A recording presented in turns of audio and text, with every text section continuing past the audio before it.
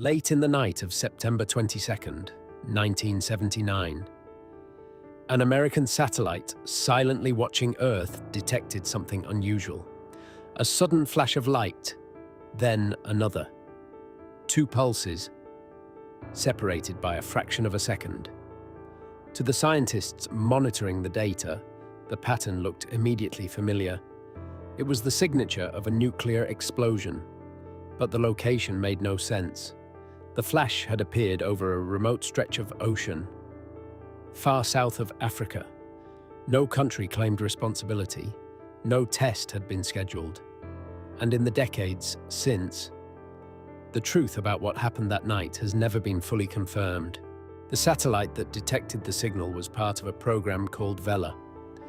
Beginning in the 1960s, the United States launched a network of these satellites into orbit. Their purpose was simple: watch the planet and detect nuclear explosions. The system was created to monitor compliance with the Partial Nuclear Test Ban Treaty, which prohibited nuclear detonations in the atmosphere. The Vela satellites were equipped with sensors designed specifically for this task. One instrument in particular looked for a distinctive phenomenon: the double flash. When a nuclear weapon detonates in the atmosphere, it produces two bursts of light. The first flash is extremely bright. Then the expanding fireball briefly dims, and then a second, longer flash appears as the shockwave spreads outward. It is a pattern so distinctive that it had become one of the most reliable indicators of a nuclear test. And on September 22nd, 1979, one of the satellites detected exactly that. At 0:53 UTC, the satellite Vela 6911 recorded the event. Its optical sensors captured two sudden pulses of light over the Southern Ocean between Africa and Antarctica. The signal was quickly transmitted back to analysts. The early conclusion was straightforward.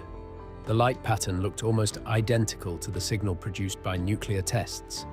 In fact, every previous double flash recorded by Vela satellites had been caused by a nuclear detonation.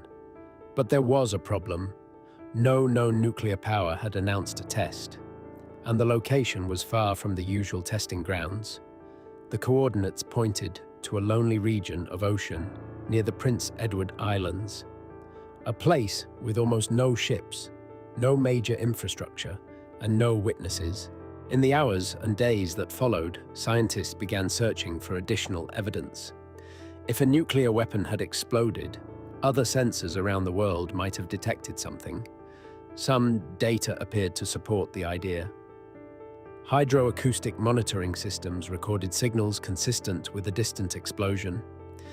There were also unusual atmospheric disturbances, and years later, researchers suggested that radioactive iodine detected in Australian sheep might have come from fallout drifting across the region. Taken together, these clues suggested something extraordinary. Possibly a small nuclear test in one of the most remote parts of the planet. But the data was incomplete, and some of it was contradictory. The United States government launched an investigation. A panel of scientists was assembled to determine what the satellite had actually seen. This group, known as the Ruina Panel, reviewed the evidence. Their final report reached an unexpected conclusion. The panel stated that the signal was probably not a nuclear explosion. Instead, they suggested it might have been caused by a rare natural event, or possibly a malfunction in the aging satellite. But not everyone agreed. Many scientists inside the intelligence community believed that the original interpretation was correct. A nuclear test had likely occurred.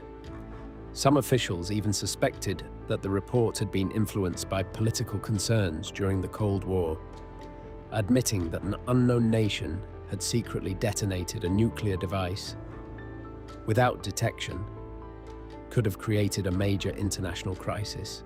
Over the years, several theories emerged.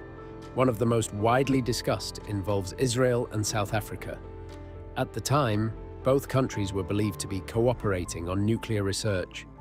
Some researchers believe the flash may have been a small joint nuclear test conducted at sea. Other explanations have also been proposed: a meteoroid striking the satellite, a rare lightning event, or even a false signal caused by aging equipment. But each explanation has its own problems.